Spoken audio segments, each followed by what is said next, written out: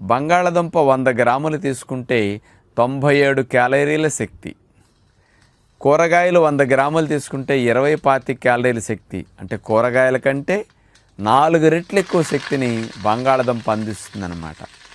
అంటే 4 times calories ఎక్కువ కాబట్టి కార్బోహైడ్రేట్స్ ఎక్కువగా ఉంటాయి, తేలిగ్గా డైజెషన్ అయిపోయి త్వరగా బ్లడ్లోకి వెళ్ళిపోయి మరి శరీరానికి కావలసిన క్యాలరీస్ని పుష్కలంగా అందించేస్తాయి కదా. అందుకని బాడీ త్వరగా మళ్ళీ ఆహారం కావాలనే డిమాండ్ లేకుండా మాకు రిజర్వ్లో బోల్డ్ ఉంది, నువ్వు అప్పుడే తినొద్దు అని కూడా ఎక్కువ క్యాలరీస్ ఉన్న ఫుడ్ అట్లా వెళ్ళినప్పుడు ఒక విధంగా ఆపే ప్రయత్నం చేస్తుందన్నమాట, ఆకలి లేకుండా చేసేసి. ఇది అందరికీ తెలిసిందే.